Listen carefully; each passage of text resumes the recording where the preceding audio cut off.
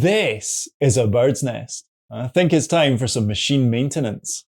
On several recent projects, I've been struggling with drop stitches and messy underthreads. It's long overdue some TLC. To do this, I purchased some machine oil. This is not a recommendation, this Singer oil was just the most volume I could get at the cheapest price.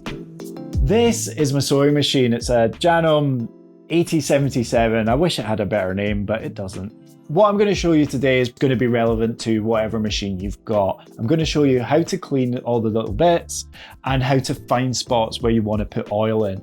I also might try and give an explanation of how timing works. And that's it. So let's get on with the show. To get started, I open up my bobbin cover and take out the bobbin. I'll also disassemble the presser foot, taking off the foot and the foot holder with the glorified screwdriver that came with this machine. I'll also take out the needle by loosening the thumb clamp.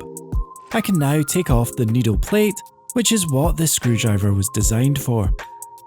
With the needle plate off, you can remove the bobbin holder. Things aren't looking too bad in here. I was expecting to see a lot more lint build up than this. Before I stick my fingers in there though, I make sure the machine is switched off and unplugged. I brush all the surfaces with an old toothbrush to loosen up the lint. I now gather up the lint with a paintbrush, rocking the hand wheel back and forth to get into all the corners. I'll also get some tweezers into this bearing to pull out as much lint as I can get hold of, but this proves difficult. Lastly, I use some compressed air to blow out the hard to get places. I've lost the nozzle, so this really isn't doing anything here, but I would recommend it. The bobbin holder also gets a clean, but the lint is really stuck on here, so I have to scratch it away. And lastly, I pull out this knot of thread that has gotten wedged into the hook. I also give the back of the needle plate a good brush too. The important thing to note is that you should be cleaning your machine regularly between projects, so it's more about staying on top of the mess rather than trying to get it factory fresh. I then add a couple of dots of oil to the bearing, turning the hand wheel to get it into the cracks, before plugging it back in and running the machine at full pelt. If it's made a difference, I can't really hear it. I'm also going to have a look under the faceplate. I prise off the screw cover with this old fondue fork that I use for all my prizing, and unscrew once I find the appropriate screwdriver. Lifting off the cover, you'll find a terrifying mix of electronics and mechanics, but turning the hand wheel, you can see the important bit is the arrangement linking the needle to the take-up lever. Again, I brush away the lint that's mainly collected around this thread guide.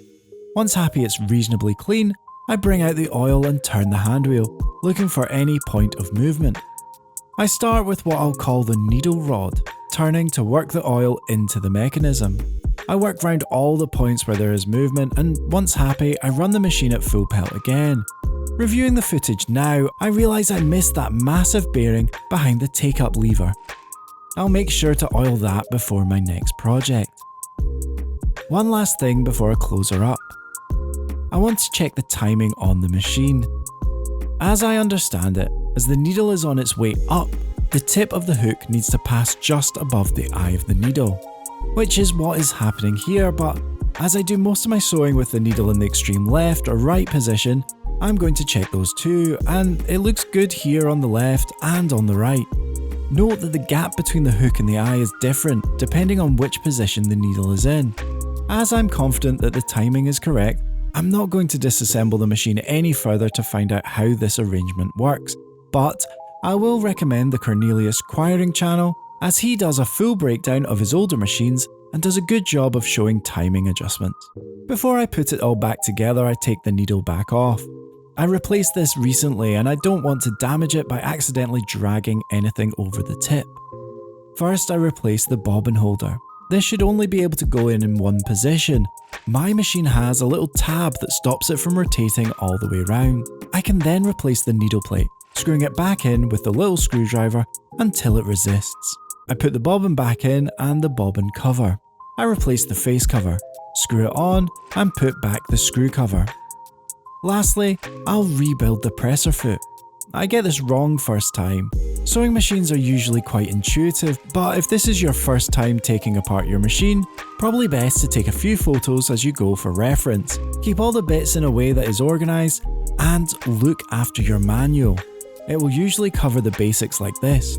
With the foot holder back in place, I can position the foot and use the lifter to reattach. Finally, the needle is returned to its proper place, making sure it is properly seated. I give it an extra gentle tighten, and I'm finished. I replace the extension table and thread the machine for a test. It is definitely sounding nicer now, and the sewing is much improved. If you're going to do this, I would recommend getting a can of compressed air and some general purpose machine oil. You'll need some brushes, maybe some tweezers, and the right screwdrivers. At the start of this, I kind of faked the bird's nest by setting the tension to the absolute minimum, but I have been having problems remembering how tension works on my machine, and in a previous video I made a quick modification to remind myself, but that was actually not helpful. So I'm going to fix that now.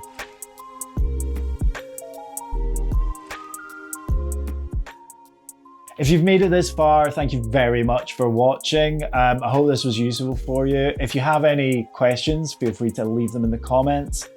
I don't know if I know the answers, but I will try. That's everything. I mean, like and subscribe, yeah, you know, whatever. Oh no, actually, what I wanted to say, the reason why I decided to clean this machine is because of a couple of projects. The Big Boy Bag and the Hamkus hoodie. You can watch those films to see just how bad the problem got, but also those are quite good films. They're maybe worth a watch. You might even enjoy them. If you've enjoyed this, you might as well watch me sew away.